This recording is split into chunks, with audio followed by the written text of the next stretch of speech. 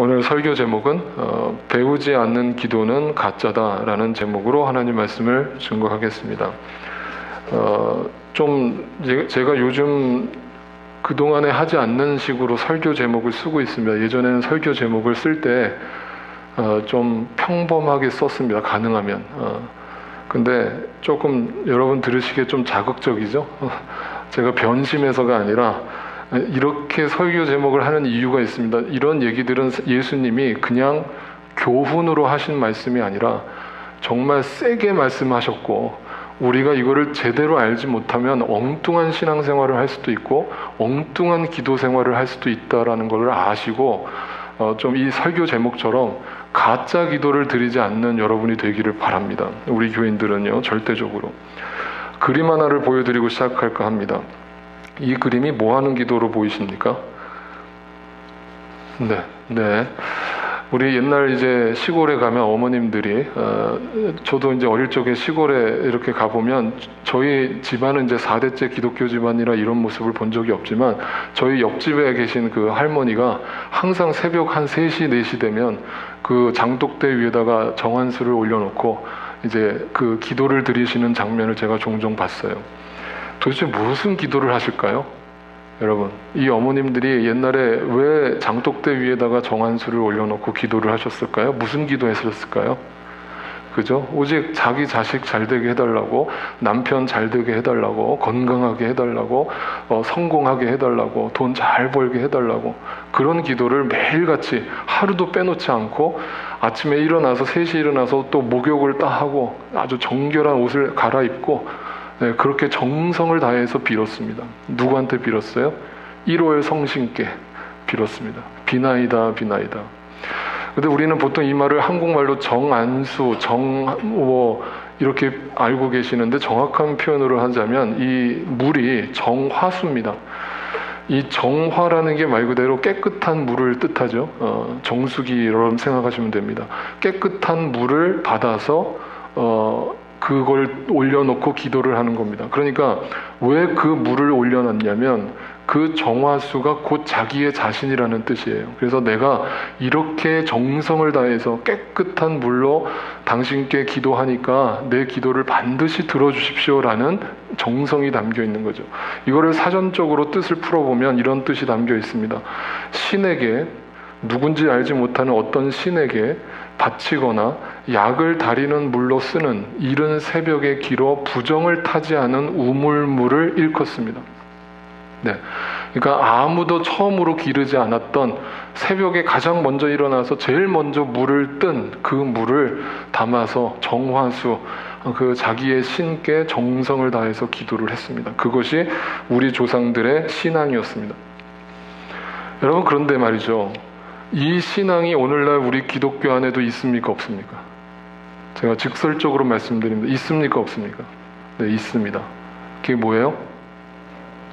이거랑 똑같은 방식이 있잖아요, 기독교 안에. 뭐예요? 새벽 기도죠. 네. 여러분, 새벽 기도가 바로 이 컬처에서 그대로 온 줄 아십니까? 네. 여러분, 새벽 기도는 다른 나라에 있는 교인들도 다 드리죠? 네, 아닙니다. 한국에만 있는 컬처입니다. 새벽 기도는 한국 교회만 드립니다. 새벽 기도를. 그러니까 여러분, 전 세계적으로 유명한 찰스 스펄전 목사님이라든지 마틴 로이드 존스 목사님이라든지 얼마 전에 여기 미국에서 소천하신 빌리 그레이엄 목사님이라든지 이런 정말 영성 있고 그렇게 설교 잘하는 목사님도 평생을 신앙생활하면서 단 한 번도 새벽 기도를 하신 적이 없습니다. 네, 단 한 번도. 아예 새벽 기도라는 말도 모릅니다, 이분들은. 만약 그게 정말 성경적인 거라면 왜 그분들은 안 할까요?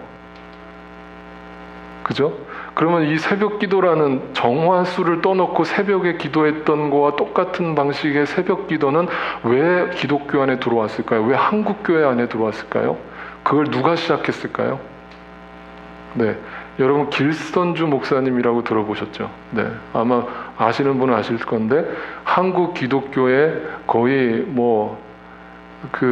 영적 아버지 정도 되는 분입니다. 한국 교회 부흥을 일으켰던 목사님이죠. 저는 그분을 폄하하려는 게 아닙니다. 그 목사님을 통해서 한국교회가 부흥했다라는 사실은 뭐 누구도 추후에 의심이 없습니다. 그런데 길선주 목사님의 과거 생활을 보면 그분이 예수님을 만나기 전에 20대부터 40대까지 그분이 늦게 예수님을 만났는데 20년 동안 뭐 하셨냐면 저기 계룡산에 올라가서 도 닦던 분이었어요.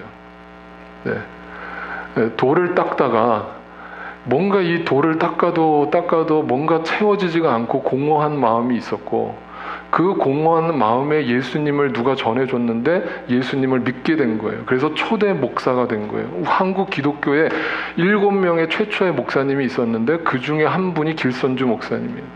그런데 이 길선주 목사님이 어느 날 갑자기 교회 선교사님들이 전혀 가르치지 않았던 새벽 기도를 시작하기 시작합니다.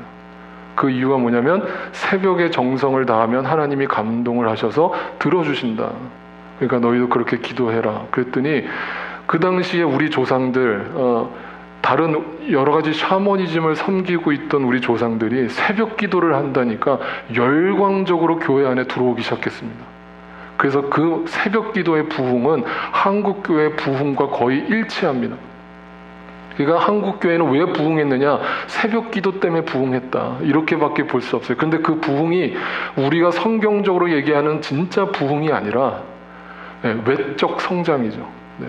엄청난 많은 사람들이 교회 안에 쏟아져 들어왔습니다. 그런데 그 새벽 기도를 더 진화시켰습니다. 요즘도 하는 교회들이 있죠. 뭐 합니까? 특별 새벽 기도. 그건 뭐예요? 그냥 일반적인 새벽 기도 가지고는 성이 안 차는 거예요. 그러니까 특별한 때에 특별 새벽 기도를 해야 되는 거예요. 그러면 어떻게 해요? 하나님이 감동을 받으셔서 특별하게 은혜를 주시는 거죠. 그죠? 그렇게 하는 지금 한국의 대표적인 교회가 어떤 교회가 있습니다. 제가 이름을 밝히면 또 영상에서 또 잘라야 되니까. 어떤 교회가 있습니다. 한국에서 내노라 하는 교회가 있습니다. 그 교회는요, 특별 새벽 기도를 지금도 아마 사순절 기간이니까 하는데, 특별 새벽 기도를 열면요, 저기 부산에서 KTX 타고 올라옵니다. 그 교회가 서울에 있는데. 새벽 3시부터 사람들이 줄을 섭니다. 교회 본당에 들어가려고. 네. 몇천 명이 새벽 3시에 일어나가지고 나와서 특별 새벽 기도를 하면서 하나님 앞에 부르짖습니다.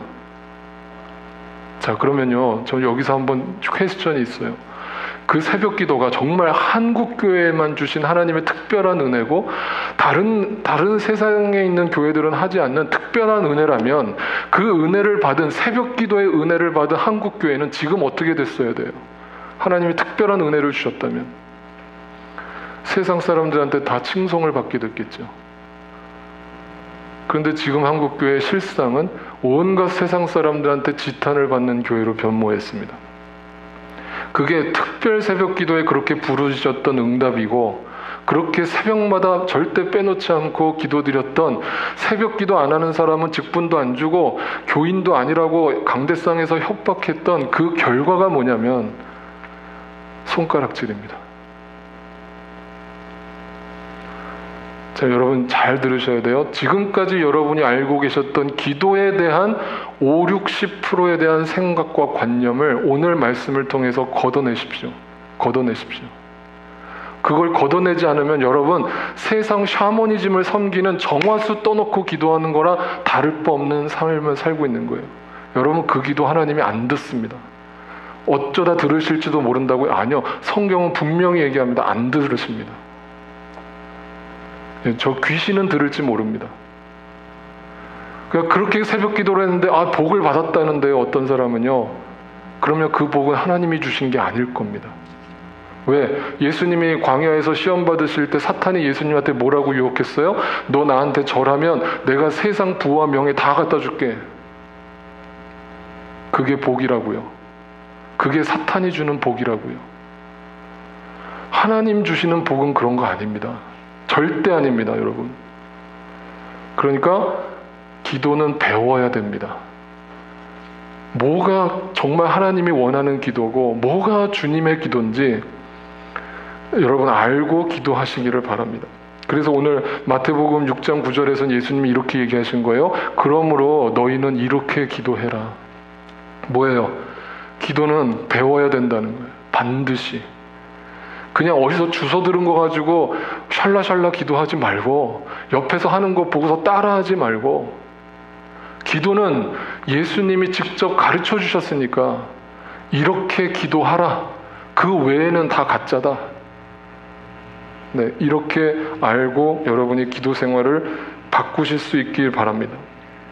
이걸 이해하기 위해서 지난 우리가 산상수훈 팔복 강의를 할 때 예수님이 말씀하셨던 이 말씀을 다시 한번 생각해 보기 원합니다. 5장 6절에 의에 줄이고 목마른 사람은 복이 있다. 그들이 배부를 것이다.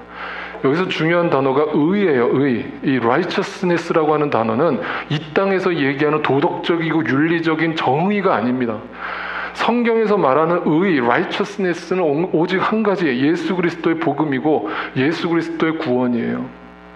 그러니까 영적인 거라고요. 그러니까 눈에 보이는 윤리 도덕적 가치로 이걸 이해하면 이해가 안 되는 거예요.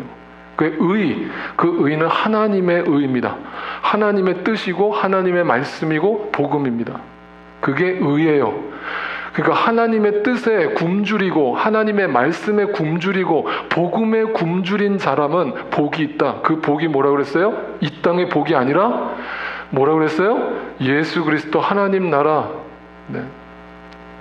그게 복이라고요. 그 자에게 주어지는 응답이 뭐라고요? 그들이 배부를 것이래요. 여러분, 이 땅의 복은요. 이 땅의 복은 채워지면 언젠가 또 배가 고파요, 안 고파요? 또 고프죠. 그러면 또 받아야 되죠. 그러니까 이 땅의 복이라는 거는 한시적이죠. 일시적이죠. 제한적이죠. 여러분 좀 고개라도 끄덕이세요. 다 듣고 계시는 거예요, 지금? 네. 한시적이죠. 그죠? 그런데 여기서 뭐라고 얘기하셨냐면 배부를 것이다. 이렇게 얘기한 거는 뭐예요? 이게 한시적이에요, 일시적이에요, 영원한 거예요. 영원한 거죠. 그러니까 예수님이 말씀하시는 복을 받으면 배가 부른데 그거는 다시 배고파질 수 없다는 거예요. 그게 대표적인 예로 뭐예요? 사마리아 여인이죠. 사마리아 여인을 만났을 때 정오에 물을 길러러 왔는데 예수님 물 좀 다오 했는데 예수님이 사마리아 여인을 바라보면서 5번이나 이혼하고 결혼한 그 여자의 삶을 바라보면서 야, 내가 물 좀 줄까? 아, 이게 무슨 말씀이세요? 야, 내가 주는 물을 마시면 영원히 목마르지 않을 거야.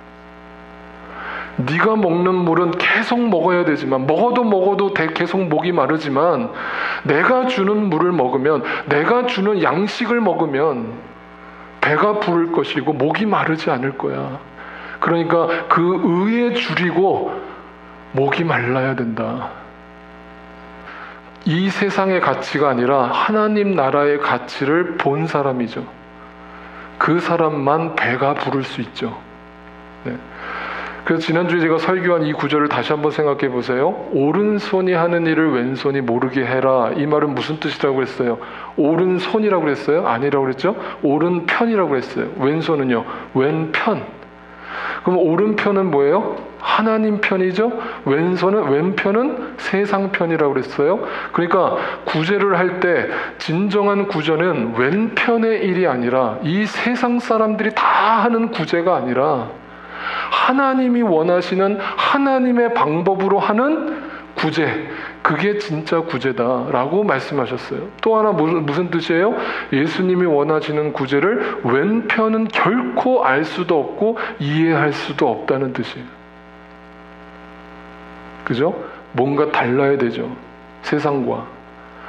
그래서 뭐라고 그랬어요? 이 하나님의 오른편과 왼편은 하나님의 오른편은 뭐에다가 다 적용하냐면 자선과 기도와 금식이라는 이 7장 마태복음 6장의 내용에서 다 적용할 수 있다고 그랬어요. 우리는 다 이 하나님의 오른편의 기준으로 자선을 행하고 하나님의 오른편의 기준으로 기도를 하고 하나님의 오른편의 기준으로 금식을 해라. 그런데 여전히 예수를 믿는다는 사람들 중에 왼편의 기준을 가지고 자선을 하고 왼편의 기준을 가지고 기도를 하고 왼편의 기준으로 금식을 하는 사람들이 있다라는 것을 예수님이 지적하고 계시는 거예요. 오늘 본문을 보면 이렇게 얘기합니다. 다 같이 한 목소리를 읽어봅니다. 시작. 너희는 기도할 때에 위선자들처럼 하지 말아라. 그들은 사람들에게 보이려고 회당과 큰 길 모퉁이에 서서 기도하기를 좋아한다. 내가 진정으로 너희에게 말한다. 그들은 자기네 상을 이미 다 받았다. 또 나오죠. 그러니까 이거는 예수님의 공격적인 메시지예요. 그냥 혹시라도 그 사람들한테 상이 있을지도 몰라. 이게 아니라 아예 분명하게 못을 박았어요. 그 사람들 상 못 받는다. 그 상이 뭐라고 그랬어요? 하나님 나라죠. 예수 그리스도죠. 그 상을 못 받는데요. 근데 여기서 중요한 게 뭐예요? 위선자들. 그러면 이 위선자들은 가식적인 사람들이 아니라 자기 교만한 사람들을 얘기하는 게 아니라 아까 오른편 왼편에 어느 쪽의 편에 서 있는 사람들이에요. 왼편의 기준으로. 기도를 하러 나왔는데 여전히 세상적 가치관으로 세상적 편에 서서 세상 사람들이 다 구하는, 다른 종교를 믿는 사람들도 다 구하는 방식으로 기도를 하고 있는 너희들은 위선자들이다. 그래서 그 이유를 구체적으로 뭐라고 얘기하셨어요? 여기서 중요한 장소가 나오죠. 회당. 또 하나는 큰 길 모퉁이.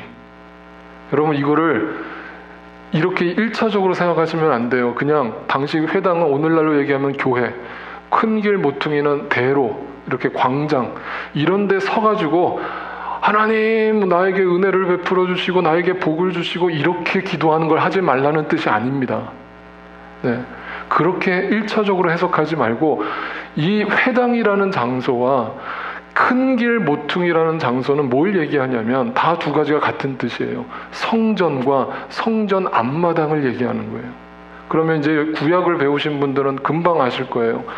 여러분 구약 성경에 왜 하나님이 성전을 지을게 하셨을까요? 네? 왜 빌딩으로서 교회를 건축하게 하셨을까요? 거기에만 하나님이 계시기 위해서? 여러분 하나님이 omnipresence, 네, omni 기억하시라고. omnipresence, 네, 무소부재 하신 하나님, 어느 곳에나 계신 하나님이 이 조그만 빌딩 안에 계시다는 것 자체가 말이 안 되잖아요. 그러면 왜 하나님이 성전을 짓게 하셨을까요? 성전에서 뭘 했어요? 여러분 성전에서 뭘 했나요? 구약시대 때 제사를 드렸잖아요. 그런데 성전 앞마당이라는 건 뭐냐면, 큰 길 모퉁이라는 앞마당은 뭘 얘기하냐면 제사를 실질적으로 드렸던 장소를 얘기하는 거예요. 성전은 네, 제사장만 들어갈 수 있었던 그 지성소를 얘기하는 거예요. 그건 뭐냐면 그 안에서 하나님을 예배했다는 뜻이에요. 그러니까 이 말을 풀어서 얘기하면 당시 구약시대 사람들은 날마다 성전에 와가지고 성전 앞마당에서 제사를 드렸어요. 그 제사를 왜 드렸어요? 자신의 죄를 회개하는 마음으로. 그런데 정작 그 제사를 드려야 됐던 목적이 뭐냐면 그냥 육신적인 죄를 가식적으로 고백하는 것이 끝이 아니라 근본적으로 회개를 하고 변화되라는 뜻이었는데, 아무리 어린 양을 잡아 죽이고 비둘기를 잡아 죽여도 근본적으로 그의 삶이 변화는 일어나지 않더라. 그러니까 뭐예요? 그 모든 희생 제물들이 다 가식적이고 형식적이었죠. 그게 위선자죠. 뭐예요? 세상 다른 종교들이, 무당들이, 잡신을 믿는 사람들이 그냥 돈을 많이 갖다가 하나님 앞에 드리면 그것으로 하나님이 나에게, 하나님이 아니라 어떤 신이 나에게 복을 줄 거라고 생각하는 그 기복신앙 자체가 바로 자신의 실질적인 변화와는 상관이 없는, 네, 그런 삶을 살더라는 거예요. 그러니까 한마디로 성전과 성전 앞마당이라는 뜻은 뭐냐면 희생 제사를 상징하는 거죠. 이해가 되십니까? 희생 제사를 드려서, 진짜 그렇게 제사를 드렸다면 뭔가 달라져야 되는데, 교회 와서 예배를 드렸다면, 뭔가 희생을 했다면, 뭔가 앞과 뒤가 바뀌어야 되는데 여전히 형식적으로 예배만 드리고 다니는 그 사람들을 향해서 예수님은 성전과 회당에서 기도하기를 좋아하는 사람들이라고 지칭한 거예요. 그들은 가식적으로 위선자들인 거죠. 그래서 예수님이 이 땅에 뭘로 오셨어요? 희생 제물로 오신 거예요. 그죠? 그 희생 제물로 오셔서 예수님이 이 땅에서 완전히 죽으심으로 몸소 그 자신의 삶을 통해서 본을 보여주신 거죠. 오늘 9절 또 6절을 보세요. 6절에 그래서 이렇게 얘기합니다. 또 다 같이 한번 읽습니다. 시작. 너는 기도할 때에 골방에 들어가 문을 닫고서 숨어서 계시는 내 아버지께 기도하여라. 그리하면 숨어서 보시는 너의 아버지께서 너에게 갚아주실 것이다. 자, 회당을 얘기했고 성전 앞마당 큰 길 모퉁이를 얘기하시다가 그 뒤에 나온 단어는 뭐예요? 골방. 자, 그러면 또 이것도 1차적으로 해석을 해서 그러면 우리 집에 들어가서 집에 골방에 들어가서 기도를 하라는 얘기구나. 그런 뜻이 아니라 성전과 대립되는 비교되는 단어예요. 성전은 뭐예요? 다시 말하면 그들이 가식적으로 죄를 회개하는 척했던 그런 장소에서 벗어나서 진짜 성전으로 들어가라. 그러니까 이 골방은 뭘 얘기하냐면 내 마음의 성전을 상징하는 거죠. 그러니까 성전이 빌딩이 아니라, 다시 제가 목이 터지게 설명드리지만, 교회는 빌딩이 아니라 예수 그리스도를 구세주로 영접하고 성령이 내 안에 계심을 믿는 여러분 한 분 한 분의 마음이 이미 하나님의 교회라고요. 그러니까 골방으로 들어가 기도하라는 것은 내 마음의 중심에서 주님을 찾으라는 뜻이에요. 그래서 중요한 단어가, 그렇게 하려면 방법을 가르쳐줘요. 뭐라고 얘기하셨냐면 문을 닫으래요.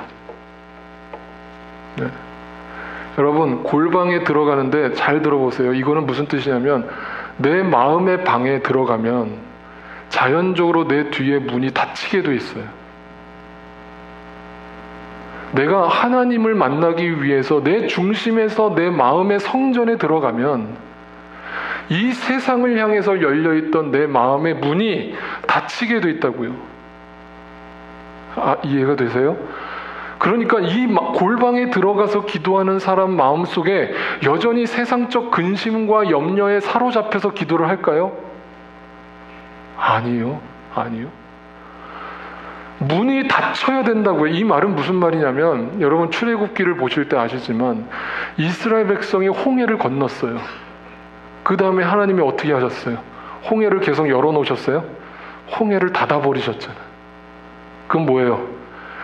이집트 병사들을 수장시키기 위한 것이 목적이 아니라, 성경에 뭐라고 돼 있냐면 너 홍해를 건넜어. 이제는 뒤돌아보지 마.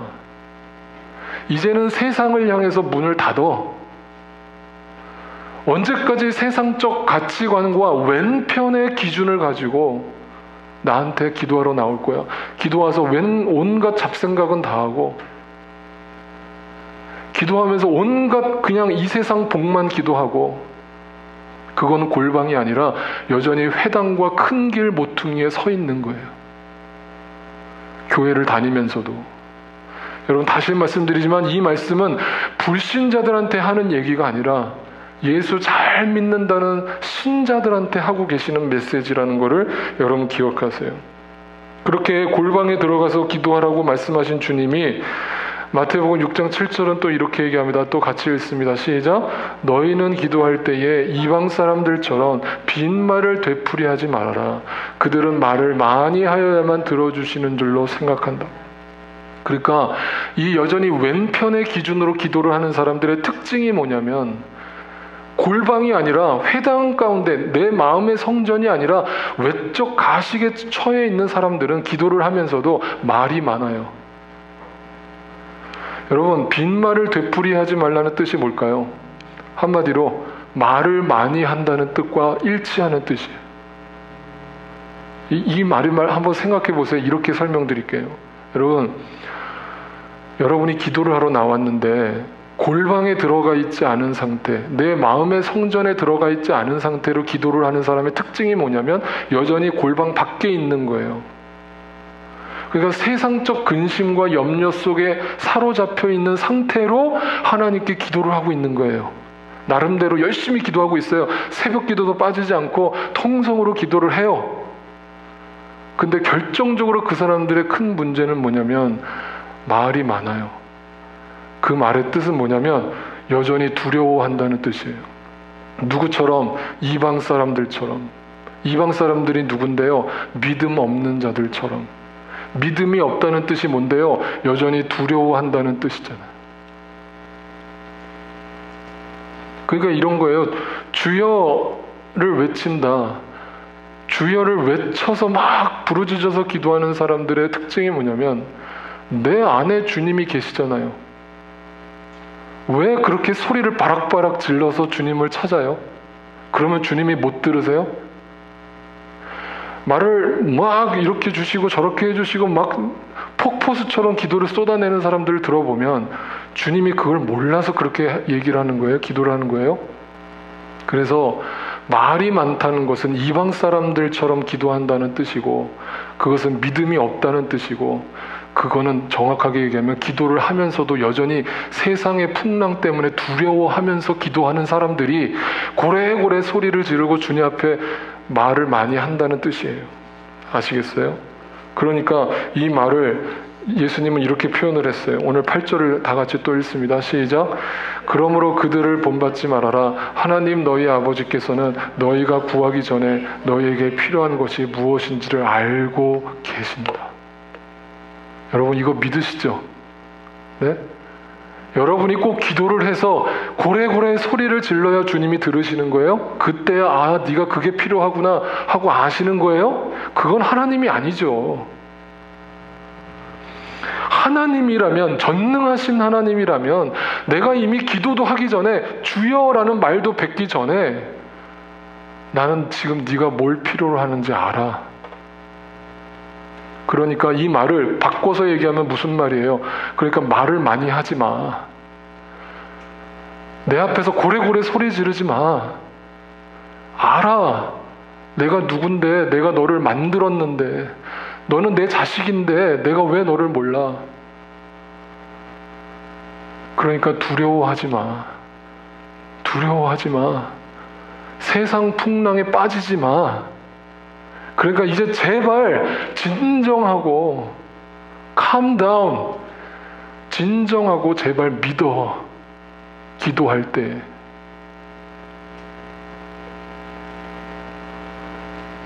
네. 주님이 그렇게 우리에게 들려주시는 거예요. 그런데 여러분, 성경을 보다가 야고보서라고 하는 책을 봐요. 이 야고보서라고 하는 책에 수신자가 있어요. 이 야고보서라는 서식이 그 편지인데 야고보 사도가 편지를 썼는데 누구한테 이 편지를 보냈냐면 보통 신약 성경에 나오는 서신들은 다 어떤 특정 수신자가 있었어요. 어떤 성도라든지 아니면 어떤 교회라든지 어떤 공동체라든지. 그런데 이 야고보서만 특별한 수신자가 없어요. 그런데 편지를 보냈어요.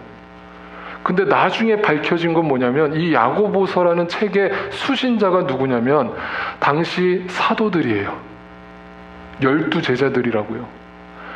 당시 하나님의 복음을 전하던 그 사도들에게 야고보 사도가 야 너희들 주의해라, 잘 생각해라 라면서 야고보서를 썼는데 야고보서의 핵심 주제가 뭐냐면 행함 없는 믿음은 가짜다 라면서 사도들한테 이렇게 권면하는 내용이 나옵니다. 한번 1절을 읽어볼게요. 4장 1절 같이 읽습니다. 시작. 무엇 때문에 여러분 가운데 싸움이나 분쟁이 일어납니까? 여러분의 지체들 안에서 싸우고 있는 육신의 욕심에서 생기는 것이 아닙니까? 저는요 제가 목회자인데 이 말씀을 읽다가 뭐가 비수가 날라와서 꽂히는 것 같아요. 이게 일반 성도들한테 이 편지를 쓴 게 아니라 당시 복음을 전하던 사도들한테 이 편지를 썼다니까요. 근데 한마디로 이 말을 그대로 풀었으면 사도들끼리 서로 싸우고 있는 거예요. 누구 밥그릇이 크네, 누구 교회가 크네, 누구 교회가 작으네, 누구는 능력의 종이네, 누구는 능력이 없네, 이러면서 치고받고 싸우고 있는 거예요. 그러면서 뭐라고 얘기를 했는지 잘 보세요. 여기서 중요한 단어가 뭐예요? 싸움이란 단어, 분쟁이라는 단어. 놀랍지 않아요? 여러분 이게 목회자들한테 지금 서신을 썼다니까요. 오늘날로 얘기하면. 근데 그 원인이 뭐라고 돼 있어요? 욕심이래요. 너희가 왜 싸움이 일어나는 줄 아니? 왜 너희 가정이 분쟁이 일어나는 줄 아니? 한마디로 얘기하면 욕심이야. 너희 교회가 왜 싸움이 일어나는 줄 아니? 한마디로 얘기하면 욕심이야. 너희가 정말 하나님의 뜻대로 오른편에 서서 기도하는 사람들이라면, 그 골방에 들어가서 기도하는 사람들이라면 어떻게 그 욕심이 생길 수가 있니? 그 욕심이 뭐예요? 한마디로 내 뜻이야, 내 뜻. 저 사람의 뜻이 안중에 없어요. 내 뜻이 중요해요. 그러니까 내 뜻을 어떻게 해서든 관철시키기 위해서 싸우는 거죠. 절대 기법 안 하죠. 절대 양보 안 하죠. 교회 안에서 여러분 피 터지게 싸우는 교회들이 얼마나 많아요. 그런데 그런 교회들이 다 하루도 빼놓지 않고 새벽 기도하는 교회들이에요. 금요 철야하는 교회들이에요. 특별 새벽 기도하는 교회들이라고요. 그러면 도대체 그들은 무슨 기도를 하고 있었던 거예요? 네, 그 내 뜻으로부터 일어나는 욕심으로 여전히 기도하고 있는 거 아니냐? 그래서 싸움과 분쟁이 일어나는 거 아니냐? 라는 말씀이에요. 그러면서 뭐라고 해결책을 주냐면 이렇게 얘기합니다. 2절 3절입니다. 또 같이 읽습니다. 시작. 여러분은 욕심을 부려도 얻지 못하면 살인을 하고 탐내어도 가지지 못하면 다투고 싸웁니다. 여러분이 얻지 못하는 것은 구하지 않기 때문이요, 구하여도 얻지 못하는 것은 자기가 쾌락을 누리는 데 쓰려고 잘못 구하였기 때문입니다. 한마디로 요약했어요. 네 교회 안에 왜 분쟁이 일어나는 줄 아냐? 왜 성도들끼리 서로 의심하고 질투하고 시기하고 싸우는 줄 아냐? 한마디로 얘기하면 니네가 기도를 잘못하고 있기 때문이다.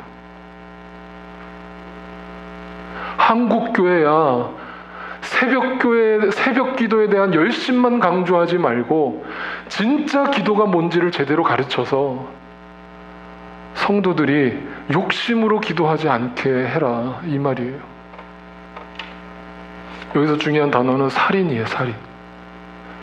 살인이라는 뜻이 뭐예요? 멀더. 살인은 누가 해요? 내 뜻을 굽히는 자가 살인을 합니까? 네? 내 욕심을 꺾는 사람이 누구를 죽여요? 그럼 누가 누구를 살인을 합니까? 네? 한마디로 얘기하면 뭐예요? 남을 죽이는 거 아니에요? 살인이라는 게? 내 뜻을 꺾지 않고 남의 뜻을 내 뜻으로 관철시키기 위해서 죽이는 거 아니에요? 그렇잖아요. 그러니까 그렇게 기도하지 않는 사람들은 남을 죽이는 거나 다를 바 없다는 뜻이에요. 네. 여러분, 기도의 열매라는 것이 얼마나 중요한 것인가를 얘기하고 있는 거예요. 그래서 마태복음 26장에 예수님이 산상수훈, 그 겟세마네 기도를 하시는 장면이 나오는데, 그 겟세마네 기도에서 예수님이 이렇게 올라가서 기도하시고 내려오시고 제자들은 밑에서 기다리고 있었잖아요. 근데 내려오면 제자들이 한결같이 어떤 모습을 하고 있어요? 네? 다 콜콜 자고 있는 거예요. 네? 그래서 유명한 말씀을 하셨잖아요. 뭐라 그랬어요? 시험에 빠지지 않도록 깨어서 기도해라. 마음은 원하지만 육신이 약하구나. 그러면 이거를 우리는 그동안 어떻게 적용해 왔어요? 이 말씀을. 우리가 그냥 농담으로 이 말 굉장히 많이 쓰잖아요. 아이고 목사님, 제가 마음은 원하는데 육신이 약해서.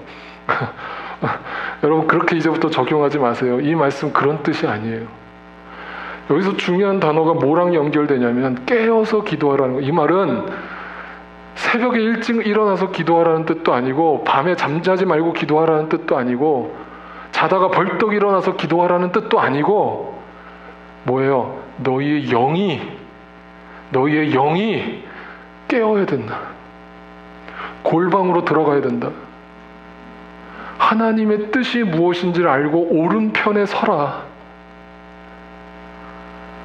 그래야 진짜 기도를 하게 될 것이고 너희의 육신은 연약하지만 너희의 마음은 충만하게 이루게 될 것이다 라는 뜻이에요. 네. 그래서 시험에 빠지지 말래요. 그러면 사탄이 오늘도 우리의 마음속에 주는 유혹은 한 가지예요. 깨어서 기도하지 못하게 하는 거예요. 영적으로 잠자게 만드는 거예요. 가정에 문제가 생겼는데 골방에 들어가서 기도를 하지 않아요. 내 자식에게 문제가 생겼는데 골방으로 들어가질 않아요. 계속 회당에서 기웃기웃거려요. 계속 왼편에 서 있어요. 하나님 그 기도 안 들으신다니까요.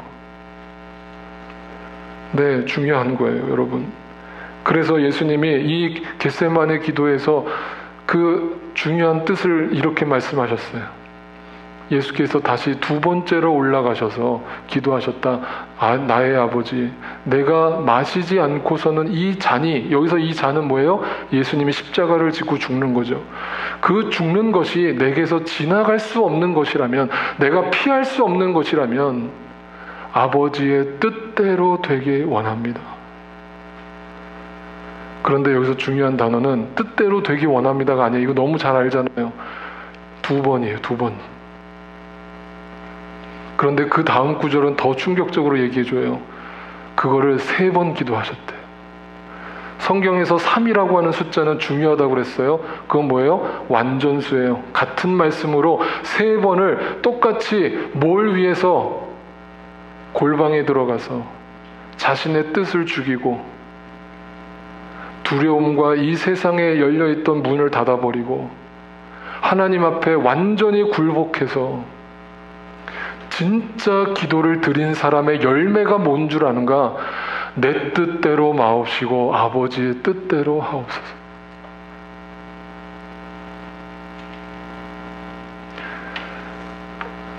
어떤 분들이요, 저희 교회를 그렇게 평가하시는 걸 제가 들었어요. 저는 그분이 나쁜 의도라고 생각하지 않아요. 근데 뭐라고 그러시냐면, 저희 교회에 오셨다가 금방 나가셨는데, 목사님, 이 교회는 기도를 강조를 안 하시네요. 어떻게 새벽 기도를 안 드리세요? 저는 새벽 기도 안 드리는 교회 처음 봐요. 그래서 제가 더 이상 토를 안 달았어요. 그렇게 생각하세요? 뭐 이런저런 이유로 저희 새벽 기도 못 합니다. 안 합니다. 했어요. 그랬더니 그분의 생각은 저한테 직접적으로는 표현을 안 했지만, 우리 교회가 성장하지 못하고 사람들이 많이 모이지 않는 이유는 우리 교회가 기도하지 않기 때문이라고 나름대로 정의를 내린 것 같아요, 그분은. 그러면 저는요, 새벽마다 제가 일어나서 기도를 할 때, 하나님 우리 교회 부흥시켜 주십시오, 계속 이 자리가 차고 넘치게 해주시고, 그렇게 기도할까요? 정말 양심적으로. 여러분, 저는 지금까지 5년 동안 단 한 번도 그렇게 기도한 적이 없습니다. 한 번도. 제가 그렇게 기도했다면 여러분 앞에 이 설교를 못해요. 저는 항상 기도할 때마다 하나님 골방으로 들어갔습니다. 그리고 그 골방에서 문을 닫아 걸었습니다. 그리고 하나님 앞에 3번을 완전하게 굴복해서 기도한 것은 뭐냐면, 주님 뜻대로 이루어지게 하소서. 주님, 한 사람이라도, 여기 계신 분들 다 우리 교회를 떠나도 좋으니까 다 한 사람이라도 제대로 구원받고 제대로 신앙생활을 할 수 있도록 하나님의 뜻이 그 가운데 이루어지게 해주십시오. 저는 그 기도밖에 드린 적이 없어요. 앞으로도 그럴 거예요. 그러니까 여러분, 왼편의 기준으로 교회를 평가하지 말고 오른편의 기준으로 교회를 바라보고 오른편의 기준으로 성도들을 바라보세요. 어떤 목사님은요, 성도가 준다고 막 괴로워하시더라고요.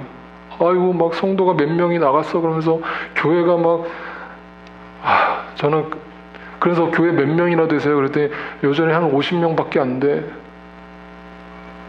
제가 그 소리 들으면 막 억장이 막 저 깊은 곳에서 막 뭐가 부글부글 끓어요. 그러면 그 50명의 영혼들은 뭔데? 당신이 목회를 하는데 그 50명의 영혼들은 그러면 한숨 쉴 사람들인가? 에이, 50명 밖에 안 돼? 여러분, 하나님이 듣고 계세요. 하나님이 듣고 계세요.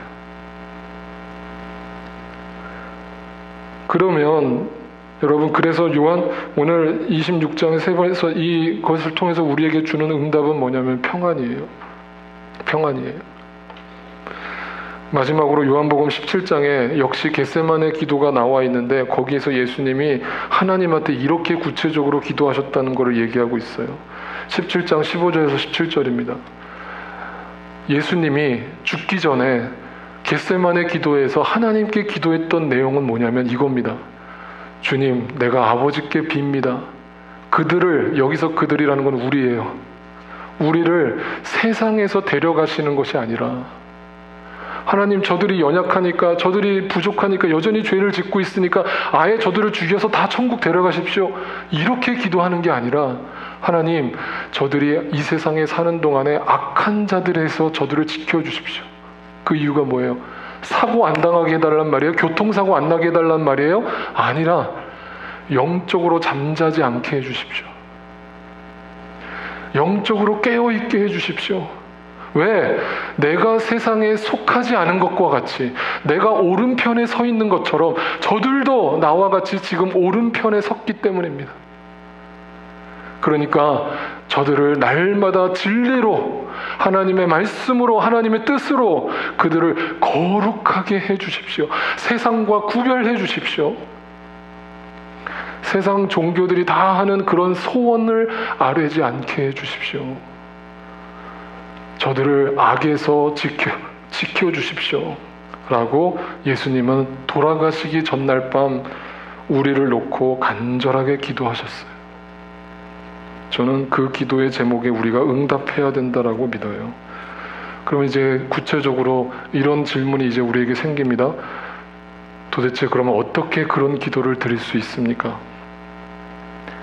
예수님은 분명히 9절에서 말씀하셨습니다.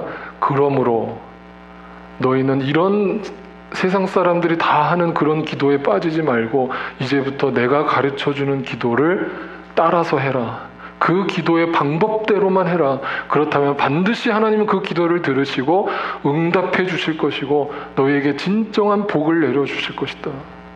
그게 뭐예요? 주님의 기도예요. 우리가 예배 시작 전에 같이 했던 주기도문이 아니에요. 여러분, 주기도문이란 말은 틀린 말이에요. 주님의 기도라고 하세요. 이제부터. 영어로 Lord's Prayer예요. 네. 주님이 가르쳐 주신 기도라는 뜻이에요. 그래서 여러분, 다음 주에 그 주기도문에 대해서 예수님이 과연 우리에게 어떻게 기도하라고 하는 것인지를 구체적으로 함께 배우겠습니다. 모든 시선을 주님께 드리고 전능하신 하나님